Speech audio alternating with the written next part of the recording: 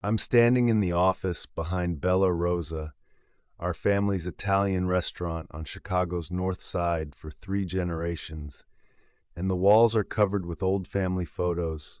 My grandparents on opening day in 1952, my father when he took over in 1985, and countless moments in between, none of which are of a woman running the business.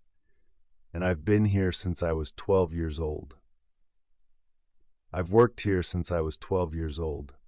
My father finally looked up, his expression a mixture of condescending arrogance and what he probably thought was well-intentioned concern.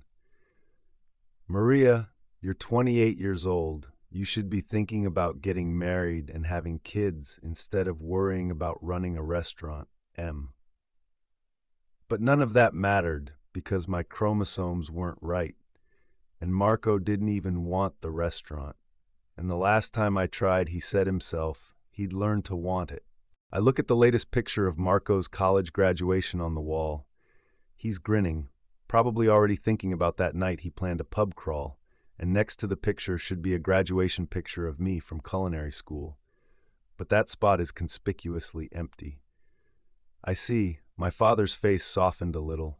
There's always a place for you in the kitchen at Tesoro.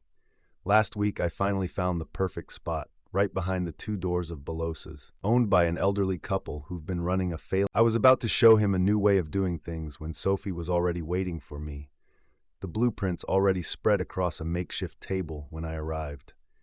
She chuckled as she showed me the latest designs. "Your father would go crazy." I might agree, but first he'll lose his customers. I've taken out a loan with money I've saved over the years, and my grandmother's recipes, the real ones, not the modified versions my father used, are safely stored in my apartment. The contractor said we could be ready in 3 months, and Sophie reported that the kitchen equipment would arrive next week. My phone rings again. Another text from my father.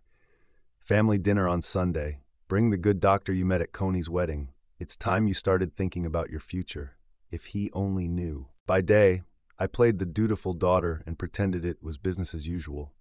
By night, I worked with contractors, designing menus and building the Marco's restaurant of my dreams. All the while, I was learning the business, mostly sitting in my office playing on my phone while my father took care of everything. He didn't even realize that I was beginning to subconsciously direct our most loyal customers to follow Bella Rosa's new social media accounts, which would coincidentally announce the opening of my new restaurant. One night as we were finalizing the menu, Sophie said, "I love the name. I'm looking up from the wine I didn't win. I'm wasting away. I'm learning from the best. My father always said business is business. What are you going to call it? Bella Rosa no more." He'd see it as a declaration of war. Sophie warned me, and I answered her well, because it was a declaration of war. The next Sunday, at the weekly family dinner, I saw my father and brother discussing their plans for Bella Rosa's future.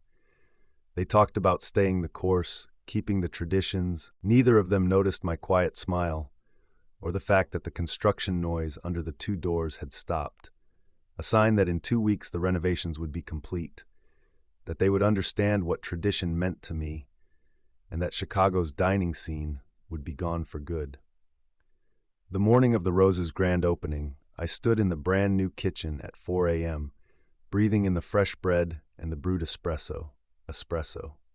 My staff was already making preparations, each hand-picked from some of Chicago's finest restaurants, many turning down high-paying jobs just to be a part of the restaurant we were building.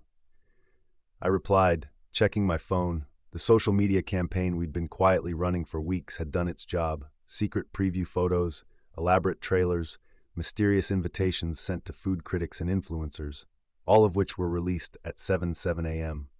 I watched through the floor-to-ceiling windows as they noticed Chang's for the first time, and my father stopped in his tracks, staring at the elegant of the signature rosette of modern Italian cuisine.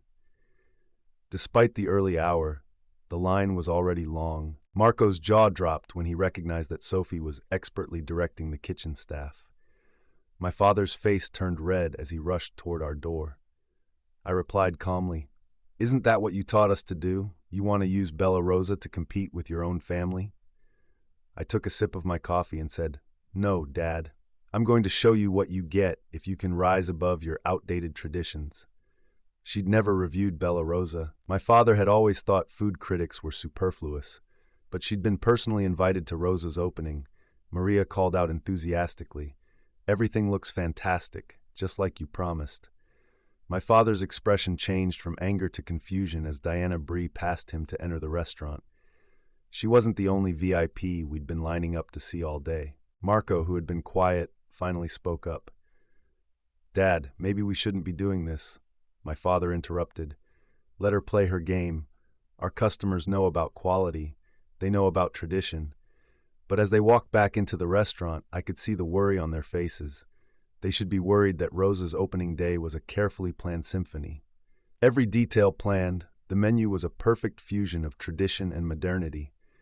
A perfect blend of my grandmother's recipes incorporating modern techniques and presentation, classic pasta dishes complemented by innovative small plates. Every table was filled, the bar was packed, and the entire restaurant was energized. Our ordering system, something my father has always been against, made service smooth and efficient. My phone kept buzzing with notifications as photos of our food flooded social media.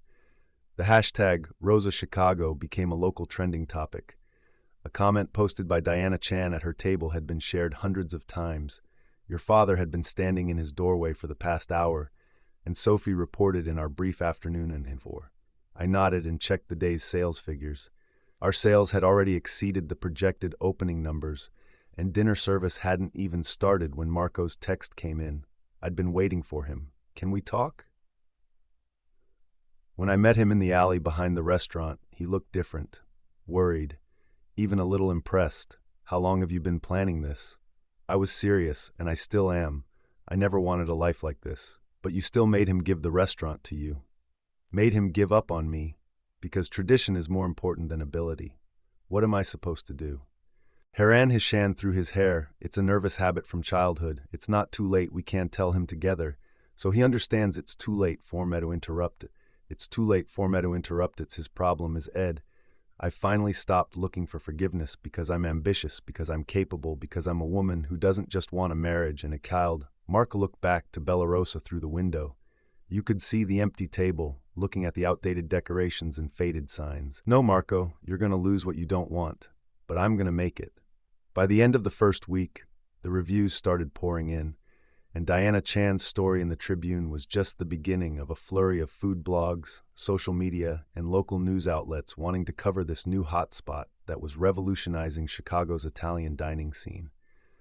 On a quiet Tuesday afternoon in 2007, he paced into Ross's, ordered our also buo, and burst into tears, just like Jana used to do, wiping them away and saying, "This was the secret no one knew until your father changed everything." Now, JEP support spread like wildfire through the neighborhood Italian community, and suddenly all of Bella Rosa's most loyal customers were ordering from Rosa's, and my father reacted predictably, first with anger when he forbade the mention of my name at Bella Rosa, then with denial when he told everyone that business was better than ever before, and finally with despair when he was going to lower his prices.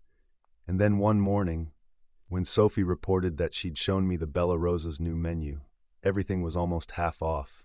I nodded and went back to my work. We were already planning an expansion, a private dining room for events, and even a rooftop space for the summer. 2 days later, Marco shows up at my office looking exhausted. We're both drowning. He admits without padding, "Dad doesn't admit it, but we can't go on like this. What do you want me to do?" I ask, even though I already know what's going to happen. "I'm not going to let you open another restaurant just to get back at me. Dad won't agree to that. Then I'll wait 3 more months and buy it at a bankruptcy auction for a quarter of the market value." My father looked older than I remembered, even though it had only been 2 months. But he didn't say a word or look at me while his attorney reviewed the paperwork as he signed over the restaurant he had inherited from his own father. It was only when it was all done that he finally locked eyes with me, and you broke his heart. My father finally spoke. His voice was gruff. "No, Dad, you did when you thought your daughter's ambition wasn't as important as your son's talent." I stood aside, holding the signed papers. You'll both receive your first payment tomorrow. Keys, please give them to Marco. And as they stood up and prepared to leave, Marco handed the keys over to my father without saying a word. He turned back to me for the last time and asked me, "Is this worth it?" "It's not about proving anything, Dad. It's about proving that I'm worth something. And you never gave me that chance." That night, after they cleaned up their personal belongings, I walked through Bella Rose's empty dining room. So many memories within these walls of learning to make pasta at my grandmother's knee, serving my first table, and creating my first original dish. 3 months later, the renovated restaurant reopened as Nana Rose, a tribute to my grandmother and her original vision, with a menu that featured all of her authentic recipes, along with modern interpretations that would make her proud. Marco moved to Florida to open a beach bar, something he had always wanted to do. My mother still calls every Sunday, and though our conversations are discreet, customers come in droves, snapping photos of the food, sharing stories of dining at the original Bella Rosa's, and creating new memories at both restaurants. Sometimes late at night, as I sit in Nana Rose's with a glass of wine and look at the old family photos preserved on the walls. My culinary school graduation photo finally had its place, next to a framed copy of Diana Chin's first review. A year later, Rose's expanded to 3 more locations in Chicago, and the original Nana Rose's became a destination for food tourists from around the world. My father hasn't spoken to me yet, but last week I saw my mother sneak in for lunch. She ordered my grandmother's original recipe and left with tears in her eyes.